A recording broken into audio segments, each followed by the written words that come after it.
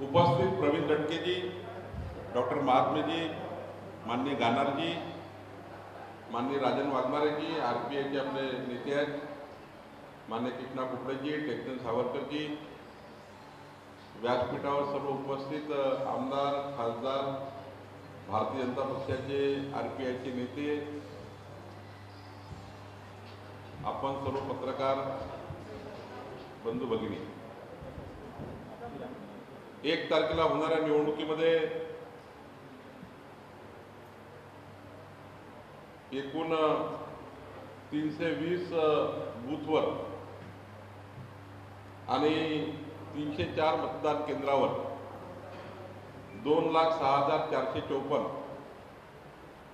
अजून अपडेटेड यादी येईल एखाद्या वेळी इतक्या पदवीधर मतदारांना मतदान करून या निवडणुकीमध्ये भारतीय जनता पक्षाचे, आरपीआय, आठवले गटाचे आपले उमेदवार संदीप जोशी, ज्यांच्याबद्दल आपल्याला सर्वांना परिचय आहे, मागच्या 27 वर्षापासून सांस्कृतिक, सामाजिक, धार्मिक, सेवाकार्य, राजकीय कार्य, 4 वेळा नगरसेवक, महापौर, विविध सेवाभावी संस्थेच्या प्रशासकीय अनुभव आणि संघटनात्मक अनुभव असलेला कार्यकर्ता ज्याला पक्षाने उमेदवारी दिली आहे, 6 जिल्ह्यामध्ये या उमेदवारीचा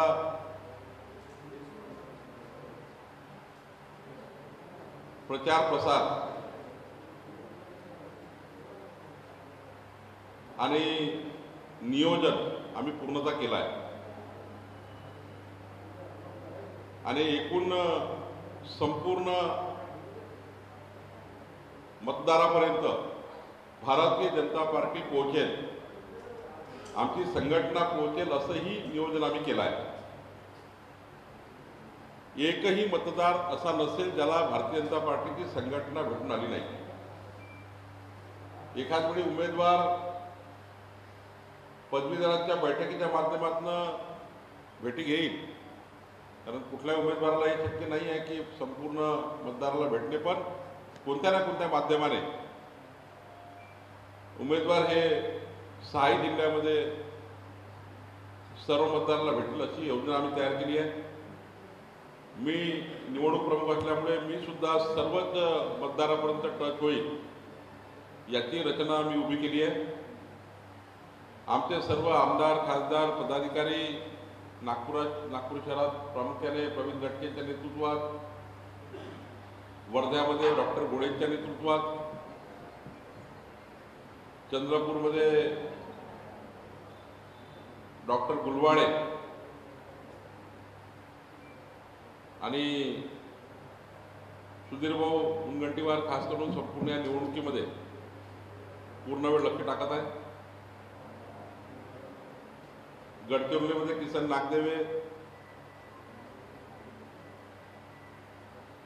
गोंदियामध्ये आमचे आमदार विजय रांगडाले आणि भंडाऱ्यामध्ये माजी आमदार बाळा काशीवार, नागपूर ग्रामीणमध्ये साधारणतः डॉक्टर पोद्दार हे आमचे निवडणूक प्रमुख आहेत.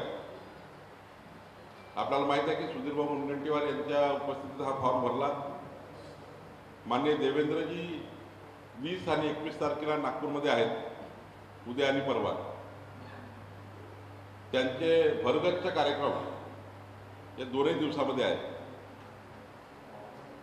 विरोधी पक्षनेते प्रवीण दरेकर हे सुद्धा या आठवड्यामध्ये प्रचार योजनेला येत आहेत. भारतीय जनता पार्टीचे नेते आशिष शेलार सुद्धा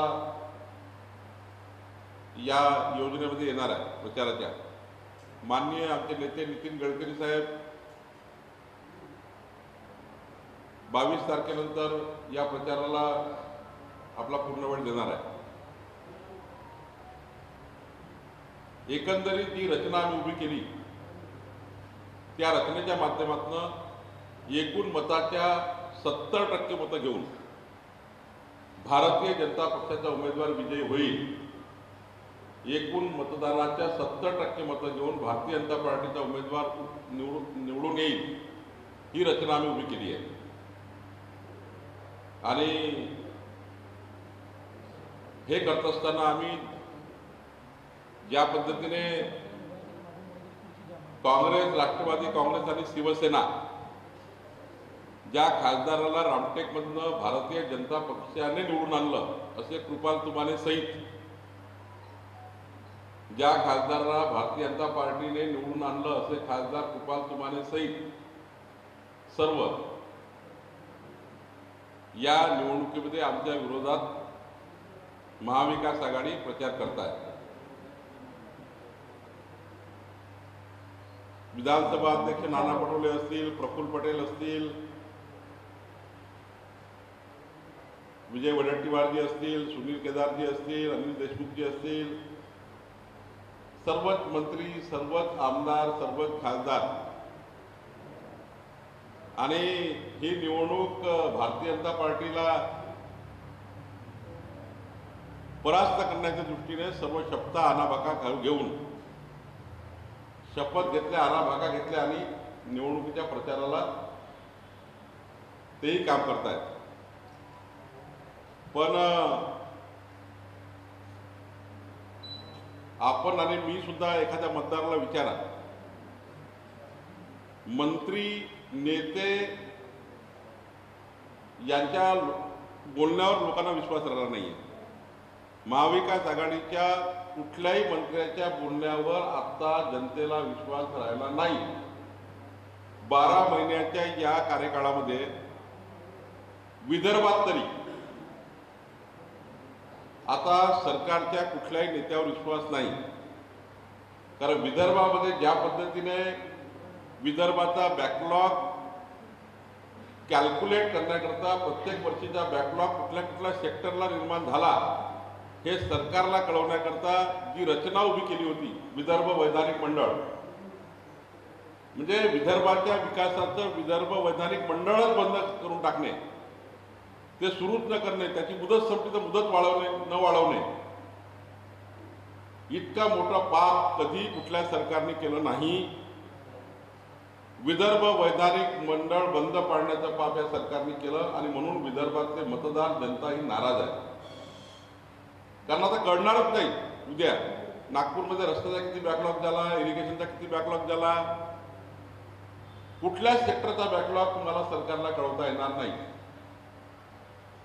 रचना अशी होती की एखादा सेक्टरचा बॅकलॉग झाला की नेमकं विदर्भ वैधानिक मंडळ, मराठवाडा वैधानिक मंडळ कळवायचं, या विभागाला बॅकलॉग झाला, याचा बजेटमध्ये प्रावधान करा, बजेट प्रोव्हिजन करा. आता कुणाच्या आधारावर बजेट प्रोव्हिजन होणार आहे?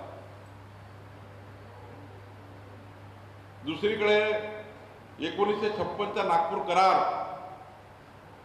ज्या नागपूर करारात नागपुरात अधिवेशन व्हायचं, ते अधिवेशनच नागपूरला घ्यायचं नाही, कोरोनाच्या संक्रमणाचं नाव सांगायचं. कोरोनाचं संक्रमण हे नाटक आहे. कारण मुंबईत आणि नागपुरात काही कोरोना संक्रमण तिथे नाही आहे, इथं आहे, हा काही विषय ठरू शकत नाही. आणि नागपुरात तर सर्व सिस्टीम्स आहे. मुंबई एवढ्याच व्यवस्था नागपुरात आहेत, पण नागपूरमध्ये अधिवेशन घ्यायचं नाही, कोरोनाचं कारण सांगायचं. यांना तर पुरस्कार दिला पाहिजे एखादा मोठा, की मुंबईत अधिवेशन होऊ शकतं, नागपुरात होऊ शकत नाही कारण कोरोना. म्हणजे मुंबईतला कोरोना संपला, नागपुरात कोरोना आहे असं माननीय मुख्यमंत्र्यांना म्हणायचं आहे. आणि मग भीती काय आहे? भीती ही आहे की 10,000 कोटीच्या पॅकेजमधनं विदर्भाला काही दिले नाही, नंबर 1. पूरग्रस्तांना अजूनही 5,000 रुपयाच्या वर काही मिळाले नाही, नंबर 2. सोयाबीन, धान, कापूस झालं, काहीच मिळालं नाही, काहीच मिळालं नाही, नंबर 3. विदर्भ वैधानिक मंडळ बंद पाडलं, त्याच्याबद्दल लोक दाब विचारणार. म्हणजे आतापर्यंतच्या महाराष्ट्राच्या इतिहासात विदर्भाच्या अधिवेशनात जेवढे मोर्चे, जेवढे पेंडॉल पडले नसतील, एवढे पेंडॉल आणि एवढे मोर्चे या अधिवेशनात येणार आहे. ही रिपोर्ट सरकारने घेतली आणि म्हणून त्यांनी रिपोर्ट घेतला याचा की आपल्याला काय काय फेस करावं लागणार. नागपुरात गेल्यावर नागपुरात प्रेसला फेस करावं लागणार. प्रेस विचारणार विदर्भाला काय दिलाय, विदर्भ वैधानिक मंडळ का बंद केलं. प्रेस विचारणार पुराणला किती पैसे दिले, 10,000 कोटीचे GR कुठं आहे, विदर्भाच्या धानाला किती मिळाले, कापसाला किती मिळाले, बोंडअळी तर काय झालं. शेतकरी विचारतील, शेतमजूर विचारतील. अरे संजय गांधी योजनेचा कमिटी नाही केला अजून, विचारतील लोक. मागच्या 1 वर्षापासून विधवा घटस्फोटित महिलांना अनुदान मिळालं नाही.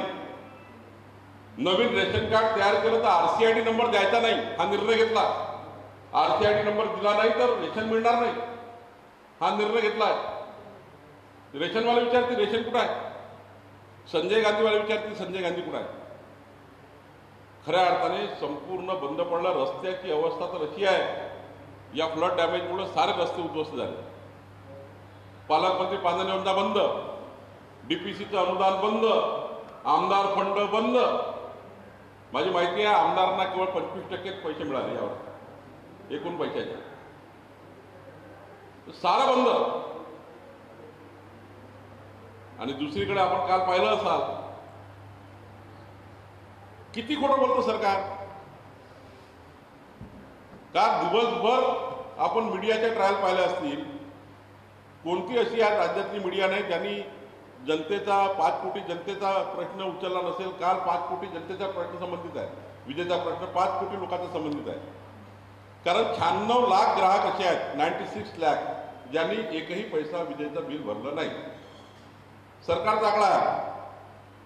आणि का नाही भरलं की पहिल्या बजेटच्या अधिवेशनात आल्या आल्या सरकारने असं म्हटलं की आम्ही 100 युनिट विजेचं बिल माफ करण्याची योजना तयार करतो आहे. लोकांच्या मनात वाटलं 100 युनिट वीज बिल माफ होणार आणि 5 वर्षाकरता बोलले होते. ते कोरोनाच्या काळात बोलत नाही मी. 100 युनिट विजेचं बिल 5 वर्ष माफ करू हे मध्यमवर्गीय फेरीवाले, डबेवाले, बाला बलुतेदार यांना बोलले होते. भारतीय जनता पार्टीचा कोणी कार्यकर्ता त्यांना विचारला नव्हता गेला तुम्ही हे करणार आहे का नाही करणार. तुम्ही म्हटलं निवडून आल्यावर. कोणी बाला बलुतेदार शेतकरी नव्हता गेला. नंतर सांगितलं की कोरोनाच्या संक्रमणामध्ये 300 युनिट पर्यंत मध्यमवर्गीय लोकांबद्दल बोलले. मध्यमवर्गीय लोक म्हणजे 300 युनिट पर्यंत वीज वापरणारा व्यक्ती, त्यांच्याबद्दल बोलले की आम्ही कोरोनाच्या संक्रमणाचा मार्च, एप्रिल, मे, जूनचा विचार करतोय. सहज लोकांना वाटलं. मग सांगितलं मी ॲव्हरेज बिलिंग केलं. मला सांगा ॲव्हरेज बिलिंगचा अर्थ काय होतो. मार्च, एप्रिल, मे, जून, जुलै जर ॲव्हरेज बिलिंग करायचं असेल तर तुम्ही जानेवारी, फरवरी, मार्च याचं बिल काढता. जानेवारी, फरवरी, मार्चमध्ये दुकानं उघडे होते म्हणून विजेचं बिल आलं. शॉप उघडं होतं, बाला बलुतेदारचा पाटीला उघडा होता. तुम्ही जानेवारी, फरवरी, मार्चचे ॲव्हरेज बिल लॉकडाऊनमध्ये कसं देऊ शकता. लॉकडाऊनच्या काळामध्ये तुम्ही उद्योग बंद होते तरी ॲव्हरेज बिलिंग जानेवारी, फरवरी, मार्चचं. मग त्यांनी जानेवारी, फरवरी, मार्चला इंडस्ट्री चालवली. त्यांनी जानेवारी, फरवरी, मार्चला आपला व्यापार चालवला, शॉप चालवलं, नाव्याचं दुकान चाललं, बाला बलुतेदाराचं धोबीचं दुकान चाललं, धोबी व्यवसाय चालला. त्याचं ॲव्हरेज बिलिंग तुम्ही लॉकडाऊनमध्ये घ्याल. हे कोण सांगतं. हे काय प्रायव्हेट प्रॉपर्टी आहे का, गव्हर्नमेंट आहे ही. ॲव्हरेज बिलिंग म्हणजे काय. ॲव्हरेज बिलिंग म्हणजे लॉकडाऊनच्या काळात बंद असलेल्या संपूर्ण व्यवसायाचं झिरो बिलिंग. त्यांनी ॲव्हरेज बिलिंग केलं आणि आता सांगतात कनेक्शन कट करू. मला सांगा 95 लाख ग्राहकाचे वीज कनेक्शन कट करणे म्हणजे 5 कोटी जनतेला फटका बसणे आहे. आणि आता सांगतात दिवाळीला आम्ही गिफ्ट देतोय, भाऊबीजेला चांगली गिफ्ट देतोय. लोक आशेने वाट पाहत होते आणि एका रात्रभरात जसा बॉम्ब पडला, बॉम्ब पडतो तसा बॉम्ब टाकला, सुतडी बॉम्ब लावला पंचमीचा. आणि त्या पंचमीच्या सुतळी बॉम्बमध्ये असं म्हटलं आम्ही आता काही देणार नाही. कारण काय. कारण सिंपल आणि सरळ आहे. माझा नितीन राऊत साहेब जे आहेत ऊर्जा मंत्री हे हतबल झाले. काँग्रेस पार्टीकडे ऊर्जा मंत्रालय आहे, सामाजिक चळवळीतनं मोठा झालेला एक नेता, त्याचं नाव कसं खराब होईल? आणि त्यांना सांगितलं गेलं वारंवार, तुम्ही घोषणा करा, आम्ही तुम्हाला मदत करतो. जोपर्यंत महाराष्ट्र सरकारच्या बजेटमधनं सरकार जोपर्यंत 4-5 हजार 7,000 जे काही लागेल, म्हणजे मार्च एप्रिल मे जूनचे 4 महिन्याचं प्रति ग्राहक 300 युनिट म्हणजे 1200 युनिट हे, आणि जेव्हापासून घोषणा केली तेव्हापासून 100 युनिट हे जर तुम्ही माफ करायला गेले तर 5-6 हजार कोटी रुपये लागतील, याच्यावर लागणार नाही. मागच्या सरकारच्या काळात या सरकारने 2005 ते 2015 विदर्भ मराठवाड्याचे 7.5 लाख वीज कनेक्शन नव्हते दिले. आमचं सरकार आल्याबरोबर 7.5 लाख वीज ग्राहकांना वीज कनेक्शन विदर्भ मराठवाड्यात दिले. बॅकलॉग ठेवला होता. 5,000 कोटी रुपये खर्च आला. इंडस्ट्रीला 1,000 कोटी रुपये प्रति वर्षाचं अनुदान आम्ही दिलं. 45 लाख शेतकऱ्यांचे 28,000 कोटी थकीत झाले, नाही वसूल केले आम्ही, तरी कंपनी प्रॉफिटमध्ये होती. माझा दावा आहे, तुम्ही तिकडे डायल द्या, मी इकडे डायल देतो. 45 लाख शेतकऱ्यांचे 28,000 कोटी थकीत झाले, पण आम्ही कधी कनेक्शन नाही कापले. पुन्हा शेतात नाही गेलो कनेक्शन कापायला. एक तरी शेतकरी दाखवा महाराष्ट्राचा की 5 वर्षात वीज कनेक्शन कापलं गेलं. आणि तुम्ही 95 लाख लोकांच्या वीज कनेक्शनचे डिस्कनेक्शनचे ऑर्डर काढताय. मुघलशाही आहे. आणि आता तर सांगितलं या सरकारमध्ये वाद आहे. परिवहन मंत्री अनिल परब यांना 1,000 कोटीची गरज होती परिवहनचे त्या ठिकाणी कर्मचाऱ्याचे पेमेंट करण्याकरता. 1 मिनिटात दिले. मग जर तुम्ही परिवहन खात्याला 1 मिनिटात 1,000 कोटी येऊ शकता, 1 सेकंदही लागला नाही सही करायला उपमुख्यमंत्री आणि मुख्यमंत्र्यांना, मग नितीन राऊत साहेबांच्या नस्तीवर तुम्ही का सही करत नाही? तुम्ही वीज बिलाच्या माफीवर का सही करत नाही? तुम्ही 3-4 हजार कोटीचं अनुदान का कंपनीला देत नाही? आणि जोपर्यंत कंपनीला महाराष्ट्र सरकार अनुदान देणार नाही तोपर्यंत ते वीज ग्राहकाच्या खात्यामध्ये पास होणार नाही, तोपर्यंत विजेचे बिल स्क्रॅप होणार नाही. आणि त्यामुळे माझी मागणी आहे आजच्या प्रेसच्या माध्यमातून, तुम्हाला हे पदवीधर सोडणार नाहीत. या निवडणुकीत तुम्ही किती ताकद लावली, या निवडणुकीमध्ये तुम्ही किती फिरले, किती मंत्री किती विधानसभा अध्यक्ष फिरले, तरी या ज्वलंत प्रश्नावर तुम्हाला जनता तुमच्या विरोधात मतदान करणार आहे. माझी मतदाराला विनंती आहे की विदर्भावर झालेला हा अन्याय सहन करू नका. माझी विनंती सर्व मतदारांना आहे, आपण अभ्यास करा या सरकारचा. मागच्या 5 वर्षाच्या सरकारचा अभ्यास करा आणि 1 वर्षाच्या सरकारचा अभ्यास करा. विदर्भाचा सत्यानाश करण्याचं काम या सरकारने सुरू केलं आहे. कोरोनाच्या संक्रमणामध्ये काय काय झालं आपल्याला माहीत आहे. पदवीधर लोकांना सर्व अनुभव आहे. आणि त्यामुळे मला आशा आहे की महाराष्ट्र सरकारच्या विरुद्ध पदवीधर एकत्र येतील. जात पात धर्माचं राजकारण सुरू केलं आहे काही लोकांनी. काही राजकारण सुरू केलं. व्हॉट्सअपच्या सोशल मीडियाच्या माध्यमातून जनतेला कन्फ्यूज करणे, पदवीधराला कन्फ्यूज करणे. म्हणजे जेव्हा आता विकास होत नाही, जेव्हा तुमचं वीज बिल माफ करू शकत नाही, जेव्हा तुम्ही अनुदान देऊ शकत नाही, जेव्हा तुम्ही शेतकरी शेतमजुरांना न्याय देऊ शकत नाही, तेव्हा तुम्ही आता जातपात धर्माचा आधार घेऊन निवडणुकीला कलर देण्याचा प्रयत्न करताय. आणि म्हणून आम्ही सर्व व्यासपीठावर बसलेले नेते आणि सर्व भारतीयांचे आपल्याला आश्वस्त करू इच्छितो की या विदर्भाला न्याय देईल तर भारतीय जनता पार्टीच देईल. या विदर्भाला न्याय देईल तर नितीन गडकरी साहेब आणि देवेंद्र फडणवीसच देतील. या विदर्भाला न्याय देतील तर भारतीय जनता पार्टीचे नेतेच देतील, सुधीर मुनगंटीवार देतील. फायनान्स मिनिस्टर विदर्भात होते, मी ऊर्जा मंत्री होतो, देवेंद्रजी मुख्यमंत्री होते. आज नागपूरचा तुम्ही पहा चेहरा कसा बदलला आहे. या 5 वर्षात 7 वर्षात ज्या पद्धतीने नागपूर शहर जिल्ह्यामध्ये आम्ही कामं केले, 220 कोटीची डीपीसी नागपूरची 778 कोटीवर आम्ही पोहोचवली. 778. सांगा ना तुम्ही तुमच्या आकडे काय केलं तुम्ही. 3 मंत्री आहे नागपुरात, काय करताय सांगा ना तुम्ही. आम्हाला राजकारण करायचं नाही आहे. मग 220 कोटीची डीपीसी जर मी एकटा त्या ठिकाणी पालकमंत्री नितीनजी आणि देवेंद्रजी बसून 778 कोटीपर्यंत सुधीर भाऊकडनं घेऊ शकतो, तर तुम्ही का 1000 कोटी करत नाही? तुम्ही तिला 1200 कोटी का करत नाही डिस्ट्रिक्ट प्लॅनिंग? तेवढे पैसे का मिळवत नाही आपण? पदवीधराला कन्फ्यूज करताय जातीपातीचं राजकारण करायला सांगताय, सांगा ना, विकासाचं बोला ना, डेव्हलपमेंटचं बोला ना, विजेचं बोला ना, पाण्याचं बोला ना. खऱ्या अर्थाने लढाई आमची याच्या विरुद्ध आहे, डेव्हलपमेंटच्या विरुद्ध. त्या ठिकाणी जे सुरू आहे त्याच्याबद्दलची आमची पदवीधराची लढाई आहे. आणि मी तुम्हाला दाव्यानं सांगतोय, एक एक पदवीधर या गोष्टीला समजला आहे की काँग्रेस पार्टीचा कन्फ्युजन करत आहे आणि जात पात धर्माचे राजकारण करून डेव्हलपमेंटला बाजूला करताय. आणि त्यांना पदवीधरांना माझा या ठिकाणी विनंती आहे सर्व मतदारांना की डेव्हलपमेंटचं विचारा. जातीपाती धर्मानं कधी विकास होत नाही. खऱ्या अर्थाने विकास करणारं नेतृत्व तो पण तयार होत नाही. आणि काँग्रेस राष्ट्रवादीमध्ये विकास करणारं नेतृत्व करण्याची क्षमताच नाही आहे कुणामध्ये. क्षमता असती तर ही परिस्थिती विदर्भाची झाली नसती 11 महिन्यात. आणि म्हणून आपल्या माध्यमातून मी एवढंच सांगेल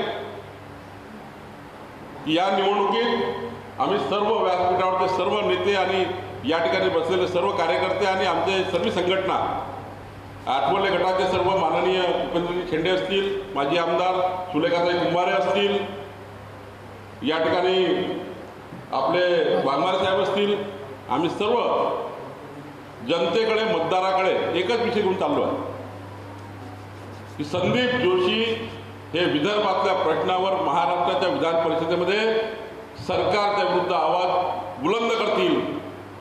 पूर्व विदर्भातल्या समस्या या ताकदीने मांडू शकतील. कारण संदीप जोशीमध्ये ती क्षमता आहे, एक ॲडमिनिस्ट्रेशन आहे, संघटनात्मक कौशल्य आहे, अनेक विषयाचा गाढा अभ्यास आहे. आणि त्यामुळं त्यांच्या नेतृत्वामध्ये या विदर्भातले प्रश्न महाराष्ट्र सरकारसमोर जावे आणि विधानमंडळामध्ये प्रचंड ताकदीने विदर्भाचा आवाज बुलंद व्हावा. याकरता संदीप जोशींना आपण मतदान करावं अशी विनंती मी सर्व मतदारांना आपल्या माध्यमातून करतोय. धन्यवाद.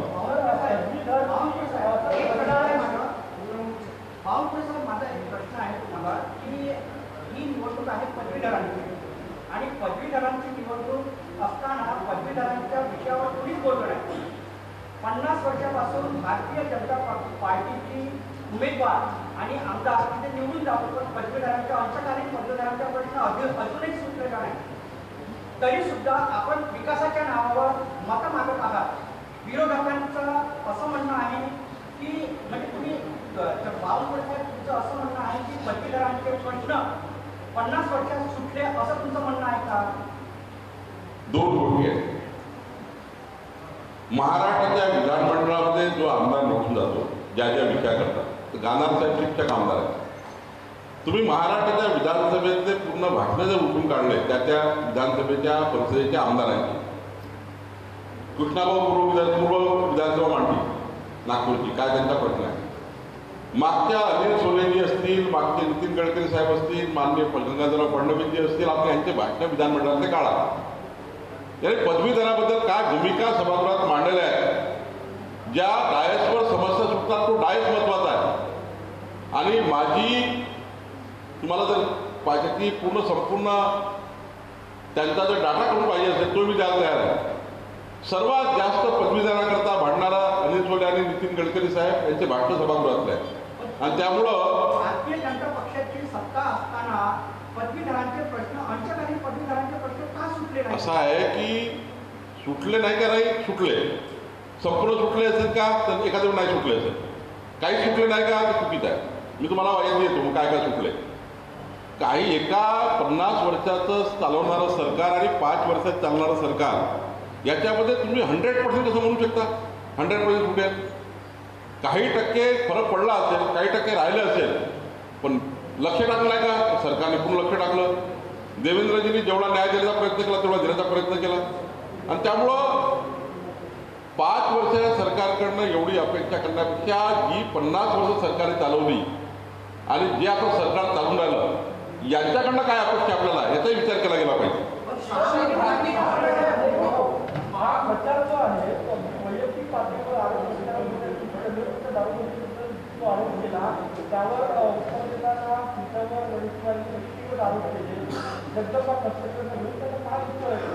असं आहे, विजय वडेट्टीवारांनी काय आरोप केले याच्याबद्दल मला खूप बोलायचं नाही आहे. पण मी महाविकास आघाडी सरकार काय करते आहे हे सांगितलं. आता महाविकास आघाडी सरकारच्या काळामध्ये सर्वच होत आहे की मोठ्या प्रमाणावर अवैध धंदे चालू आहे. रेतीची तस्करी 1000 पटीने वाढली आहे. लिलाव होऊ द्यायचे नाही, ग्रामसभा होऊ द्यायच्या नाही, पर्यावरण समिती होऊ द्यायची नाही. लिलाव झाला तर रेती चोरी बंद होईल, रॉयल्टी त्या ठिकाणी बाहेर येईल. मी असं बोललो. ते जर चूक असेल तर मी चूक आहे.